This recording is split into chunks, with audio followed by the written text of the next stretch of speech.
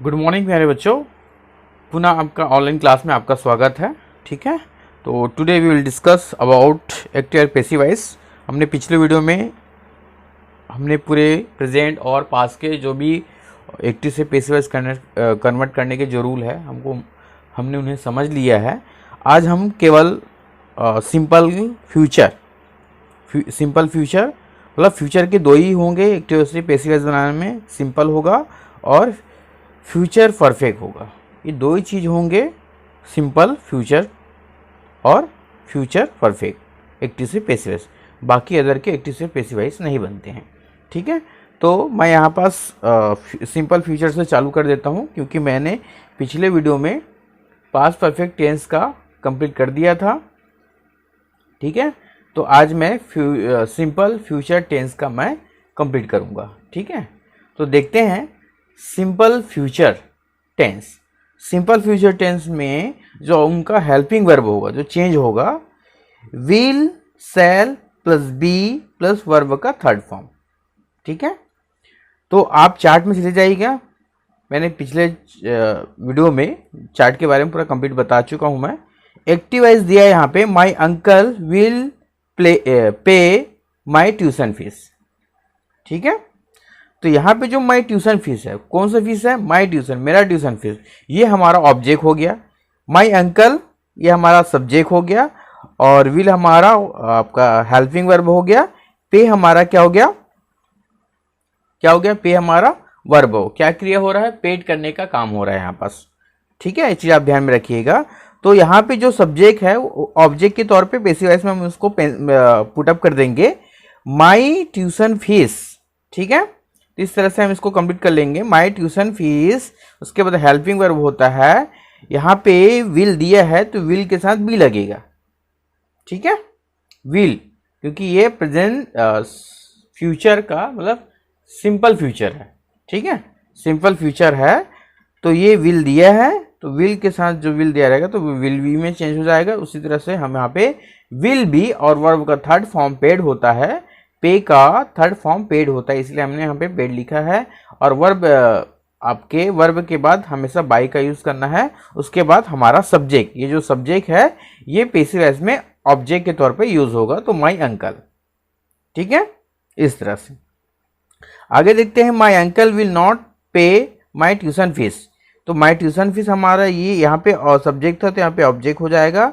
और विल हमेशा helping verb के बाद नॉट लगते हैं, तो विल नॉट, उसके बाद जो बी दिया है उसको पुटअप कर देंगे, देन आपका वर्ब आ जाएगा, देन आपका बाई लगाना है, देन आपका जो यहाँ पे सब्जेक्ट था वो ऑब्जेक्ट के तौर पे माई अंकल का यहाँ हमने पुटअप कर दिया है। ठीक है, आगे देखते हैं।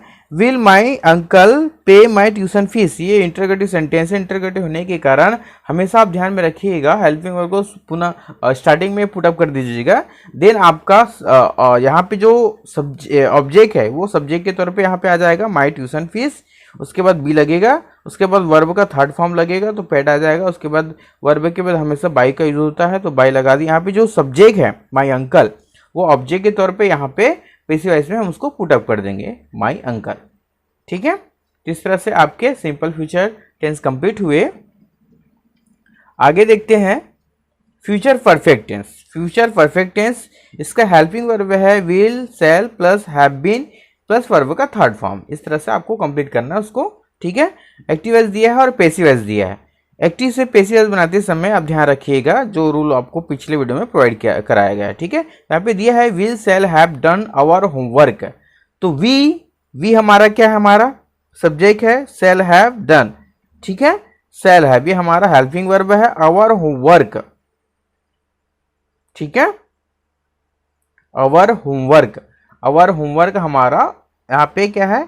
ऑब्जेक्ट है, तो ऑब्जेक्ट को हम यहाँ पे पुटअप कर देंगे, our homework shall have been, और क्या वर्ग क्या हो रहा है? कंप्लीट करने का होगा, डन, या तो आप हम वर्ब लिख देंगे थर्ड फॉर्म। ठीक है, और बाई अस, वी का हमेशा क्या होता है?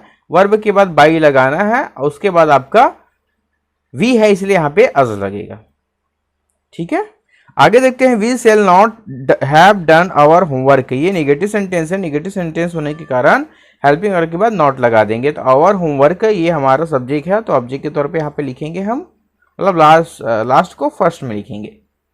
अगर सिंपल तरीके से बताऊं तो मैं, ठीक है। लेकिन ये और सब ये ऑब्जेक्ट है, तो ऑब्जेक्ट को हम सब्जेक्ट के तौर पे पैसिव वॉइस में लिखते हैं। Our homework shall not have been done by us, ये कैसा है आपको मैंने बता दिया है।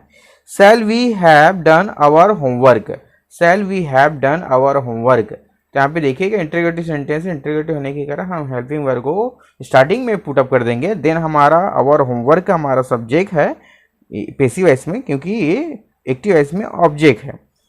तो यहाँ पे देखिएगा have been done by us, we का हमेशा क्या होता है, अस होता है। तो इस तरह से आपके एक्टिव से पैसिव वॉइस बनाने के जो चार्ट के अकॉर्डिंग है वो इस तरह से ही कंप्लीट हो गए हैं। अब यहाँ पे आप जो मोडाल्स के अकॉर्डिंग जो एक्टिव से पैसिव वॉइस बनाने आते हैं वो हम अगले वीडियो में उसका अगला अलग तरीके से प्लेलिस्ट बना के उसको मैं वीडियो के माध्यम से आपको प्रोवाइड करा दूंगा, ठीक है।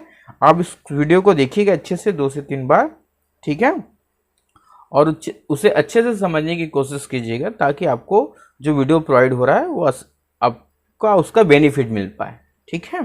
तो तब तक के लिए बाय बाय, ओके।